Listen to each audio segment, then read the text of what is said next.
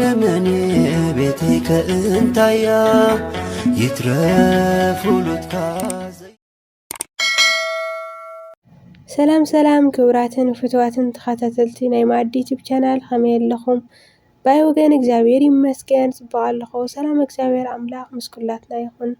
ሎሚ ኸዓ ብሓድሽ መደብ ተራኺብና ኣለና። ናይ ሎሚ መደብና ኸዓ ኣብ ግዜ ሕማማት ዘይግበሩ ተግባራት ልብል ሒዘልኩም መፅአ ኣለኹ። ቅድሚያ ግን ሓደሽትን ዝመጻኹም ካብ ሰላም መጻኹም ዌልካም እንዳበልና ኢና። ዕርፍ በሉልና ሳብስክራይብ ብምግባር ቤተሰብ ኩኑ ከምኡውን ነባራት ፀናሕኹም ከመይ ኣለኹም ጠፊአ ማለት እዩ። ያው ህዝም ድምፂ የቕሬታ እንዳበልኩ እየ ምስ ናይ ሰዓል ኩነታት የቕሬታ እምበር ናይ ሎሚ ቪድዮና ላብኣ ክብለኩም እንተኾይነ ኣብ ናይ ሕማማት ዘለውሲ ኣብ ዓድና ኢና ኩሉ ግዜ ዓድና እየ ክወስደኩም ማለት እዩ። ንምንታይሲ ሓደ ሓደ ግዜ ዓድና እንገብሮም ነገራት ብልምዲ ስለዝኾነ ማለት እዩ። ቤተክርስትያን ክንከድ ከለና ከይድና ክንሰግድ ከለና በቃ ማለት ሓደ ሓደ ግዜ ከዚ ክርድእ ከለኹ ኣነ ማለት እዩ በቃ ሰብ ከደልካ ወይ መሓዛይ ክትሰግድ ከይዳ እሞ ኣነም ክሰግድ እየ ኢልካ ሓደ ሓደ ግዜ ትኸድና። ያው ሎሚ ኸዓ ተረዲእና ክንገብሮ ሎሚ ኸዓ እንዳተረድአና ትዝ እንዳበለና ክንገብሮ ምእንታይ እስኪ ኣነ ኸዓ እስካብ ዝፈለጥክዎ እስኪ ንኣሕዋተይ ሸር ክገብረሎም ኢለየና። ኣብ ግዜ ሕማማት ከምቱ እንፈልጦ ክብሪ ምስጋና ንዕ ይኹኖ ጎይታናን ኣምላኽናን መድሓኒናን ኢየሱስ ክርስቶስ ምእንታና ክብል ዝረኸቦ ስቃይ ምእንታና ክብል ዝረኸቦ መከራ ምእንታና ክብል ዝተቐበሎ ስቃይ እንዳዘከርና እንጾሞን ወይም ብስግዳን ብጾምን ጸሎትን ናብ እግዚአብሔር ኣምላኽ እንቐርበለን ስዋኤ እዩ ሶሙን ማለት እዩና። ሕዚ ኸዓ ኣብ ግዜ ሕማማት ከዓ መስቀል ኣይንሳለምን ኢና ከምቲ ዓድና ኩሉ ግዜ እንፈልጦ ማለት እዩ። ከምኡውን ሰላምታ ኣይንለዋወጥን ኢና። ካብኡ ብዙሕ ነገራትም ኣሎ ማለት ከምዚ ጥራሕ እግርና ኢና ንኸድ ነርና እዚ ንምንታይ ምዃኑ ኸዚ ዝርደአኒ ዘሎ ማለት እዩ። ኸዚ ኸዓ ኣብዚ መስቀል ስለምንታይ ኢና ዘይንሳለም ከምኡውን ኣብ ግዜ ጥምቀት ወይም ክርስትና ተልዮም ክርስትና ኣይለዓልን እዩ። ከምዚ ተስካር ተልዮም ተስካር ከምኡታት ኣይግበርን እዩ ማለት እዩ። ፍትሓት ተልዮም ፍትሓት ኣይግበር እዩ ማለት እዩ። ለምሳሌ ሰብ ተሞይቱስ ምስ ቤተክርስትያን ቅዳሴ እንተገይሩስ ፍትሓት ይግበረሉ ከምኡ ኣይግበርን እዩ።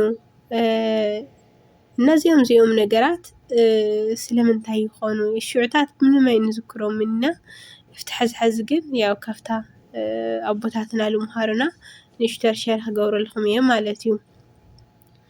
ኣብ ግዜ ሕማማት መስቀል ኣይንሳለምን ኢና መስቀል ከዓ ቅድሚ ጎይታና ክብሪ ምስጋና ንዕ ይኹኖ ኣምላኽናን ጎይታናን መድሓኒና ኢየሱስ ክርስቶስ ቅድሚ ምስቃሉ መስቀል ናይ መርገም ስለዝነበረ ማለት ዝተረገሙ ወይም ከዓ ሓጢያተኛታት ዝኾኑ ሰባት ዝስቀልሉ ስለዝነበረ መስቀል ኣብቲ ሕዚ ዘለናዮ ጎይታና ስለዘይተሰቀለ ዝነበረ እቲ መስቀል እሱ ናይ ሓጢያተኛታት ዝኾኑ ስለዝስቀሉ ዝነበሩ ሽዑ መስቀል ኣብቲ ሕዚ ዘይንሳለም ኣብ ዘበነ ኦሪት ማለት እዩ። ክብሪ ምስጋና ንዕ ይኹኖ ኣምላኽና ድማ እዙይሲ ኣምላኽ ንርእሱ ኣምላኽ ዝገብር እዩ ሰንበት ዝስዕር እዩ እንዳበሉ ንጎይታና መድሓኒና ኢየሱስ ክርስቶስ ማለት እዩ ኣብ መስቀል ዝሰቐሉሉ ናይ መርገም ዝነበረ ዝተረገመ ሰብሲ ኣብ መስቀል ይስቀል ስለዝነበረ ንጎይታና ድማ ዓመፀኛ እዩ ኢሎም ክብሪ ምስጋና ንዕ ይኹኖ ዝሰቐልዎ እዮም ማለት እዩ። ኣብቲ መስቀል እሱ ጎይታና ድማ ተሰቒሉሉ እቲ መስቀል እሱ ቀዲስዎ እዩ። እቲ መስቀል እሱ ምስ ባረኾ ምስ ቀደሰ ድማ ንሕና ደሞ ንስዕሞ ማለት እዩ። ምስዓም ሕዚ መስቀል ምስላም ማለት እዩ ናይ ፍቕሪ መግለፂ እዩ። ትፈትዎ ሰብ እንተኮይንካ ከይዲ ትስዕሞ መስቀልም ጎይታና መድሓኒና ኢየሱስ ክርስቶስ ንዓና ክሳብ መጨረሻ ዘፍቀረና ዝፈተወና ስለዝኾነ እቲ መስቀል እሱ ንሕና ንስዕሞ ማለት እዩ። እናሰዓምና ፍቕርና ንገልፀሉ ማለት እዩ። ስለዚ ናይ ጎይታና መድሓኒና ኢየሱስ ክርስቶስ ፍቕሪ እንገልፀሉ መስቀል ማለት ፍቕሪ ስለዝኾነ ዘፍቀረና ጎይታ ደሞ ያው ብምስዓም ፍቅርና ንገልጸሉ ማለት እዩ። ስለዚ መስቀል ሓደ ኣብ ሕማማት ለይንሳለመሉ እዩ ማለት እዩ። ካብኡ ሰላምታ ኣይንለዋወጥን ኢና። ሰላምታ ከዓ ዘይንለዋወጠሉ ምክንያት ኣብ ዘበነ ጌታና መድሓኒና ኢየሱስ ክርስቶስ ከይተሰቀለ እንዳሃለየ ሰላም ኣይነበረይ ማለትም በቃ ኣብ ትሕቲ ጭቆና ስለዝነበሩ ኣብ ዘበነ ኦሪት ማለት እዩ ትሕቲ ጭቆና ስለዝነበሩ ኣብ መርገም ስለዝነበሩ ሰላም ስለዘይነበሮም ሰላም ዝተረኸበ ድማ ጌታና ክብሪ ምስጋና ይኹንና ኣብ መስቀል ምስ ተሰቐለ ሰላማዊ ኣምላኽ ንኩሉ ዓለም ሰላም ዝሃበ ሰላም ዘውረደ ሰብ ምስ መላእኽቲ ሕብረት ክህልወና ሲኦል ብርሃን ዝረኸበት ተንስኡ ንጸሎት ዝብል ናይ ኣብ ሲኦል ማለት ዝነበረ ኣቦና ኣዳም ከምኡ ዝበሎም ድሕሪ ጌታና መድሓኒና ኢየሱስ ክርስቶስ ምስቃሉ እዩ ማለት እዩ። ስለዚ ሰላም ዝረኸብና ጌታና መድሓኒና ኢየሱስ ክርስቶስ ምስ ተሰቐለ ደኣ እምበር ቅድሚ ምስቃሉ ስለዘይነበረ ሰላም ዝብል ወይ ሰላምታ ኣብ ግዜ ሕማማት ኣይንለዋወጥን ኢና። ከምኡውን ኣቦታትና ይብልዎ እዮም ናይ ይሁዳ ንጌታና መድሓኒና ኢየሱስ ክርስቶስ ኣሕሊፉ ዝሃቦ ብምስዓም ስለዝኾነ ንሕና ድማ ኣብ ግዜ ሕማማት ነዚ ንምዝካር ኣይንሰዓዓምን ማለት እዩ። ኣይንሰዓዓምን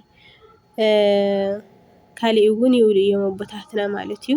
ናይ ካልኦት ደግሞ ካብቶም ግዜ ሕማማት ዘይግበሩ ጥምቀት ማለት እዩ እኒኦ። ጥምቀት ከምዚ ክርስትና ከምኡ ንሞተ ሰብ ፍትሓት ኣይወሃቦን እዩ ማለት እዩ። ማእዝዳይ ናይ ይፍቲ ንብል ማለት እዩ። ከዚ ናጋ ሰንበት እኒኦ ኣውሽዕና እዩ ዝኾን ኣሎ ካብኡ ኣውሽዕና ወይ ከዓ ብዝዓዲ ብናይ መፅሓፍ ቅዱስና ንብሎ ሆሳእና ማለት እዩ። ሆሳእና ብዓድና ከዓ ኣውሽዕና ንብሎ እዩ ዝኾን ኣሎ ማለት እዩ። ከዚ ካብ ሰኒ ክጅምር ከሎ ቅድሚ ሰኒ ምእታው ቀዳምና ሰንበት ዘለዋ ንሕና ይፍቲ እንብለሉ እዩ ማለት እዩ። ይፍቲ ካብ ሓጢኣትና ፍትሑና እንብለሉ እዩ። እዚ ንምንታይ እዩ? እስካብ ንሕና እንታይ ከም ዘጋጥመና ስለዘይንፈልጥ ይፍቲ ካብ ሓጢኣትና ኢልና ፍትሓት እንረኽበሉ ወይም ፍትሓት ተፈቲሕና ናብ ስግዳን እናኣትወሉ ስለዝኾነ እዩ ማለት እዩ። እንግዲህ ጥራሕ እግርና መዓድና ሃለና ንኸድ ኢና ዋላ እኳ ዘይተረድአና ማለት እዩ። እዚ ደሞ ናይ ጎይታና መድሓኒና ኢየሱስ ክርስቶስ ካብቲ ስቃዩ ተኻፈልቲ ንምዃን እዩ ማለት እዩ። ተኻፈልቲ ንምዃን ዓቕምና ከይድና ቤተ ክርስቲያን ችራላይሰን እንዳበልና ንሰግድ ነርና። ህዝቢ ነርና ዘይኮነት ቤተ ክርስቲያን እናዳእይና ስኢና እየ ዘለና እምበይ እግዚኣብሔር ኣምላኽ ኣብ ኩሉ ህልው ስለዝኾነ ክንሰግድ ኣለና ዓቕምና ማለት እዩ። 41 ስግዳን ደሞ ኣብቲ ናይ ዝሓለፈ ዝነበረ ቪድዮ ዘይሰማዕኹምዎ እንተሊኹም ኣብኡ ኣሎ ስምዕዎ ኢኹም ስምዕዎ ኢኹም ማለት እዩ። ከመይ ናይ ማለት ናይ 41 ትርጉም ተረዲእና 41 ናብ ኣቡነ ዘበሰማያት እናገበርና ናይ ዕለቱ ዝንበቡ ንባባት ኣለዉ፣ መዝሙር ዳዊት ኣሎ፣ ብዙሕ ነገራት ዝንበቡ ንባባት ኣለዉ። ንዕኦም እንዳንበብና ያው ዓቕምና እንዳሰገድና ተነሕልፎ ፅቡቕ እዩ እና ካብተን ኣብ ናይ ሰሙነ ሕማማት ዘለዋ ክግበሩ ዘይግብኦም ወይም ክንብሎም ዘይግቡእና ግን ትርጉሞም እንተይተረድአናይ እንዘሎም ነበርና ያው ብዛዕባ ናይ ምስዓም ዘሎ ሰላምታ ናይ ምልውዋጥ ማለት እዩ ለለና። ከምኡውን ደሞ ያው መስቀል ኣይንሳለምን ይፍቲ ኣይንብል ይፍቲ ዘይንብለሉ ምክንያት ደሞ ያው ጌታና መድሓኒና ኢየሱስ ክርስቶስ ምስ ተሰቐለ እዩ ካብ ሓጢኣትና ዝተፈታሕና። ስለዚ ቅድሚ ምስቃሉ ስለዘይኮነ ነዚ ንምምልካት ደሞ ንሕና ይፍቲ ኣይንብል መስቀልን ከምኡ ኣይንሳለምን ማለት እዩ።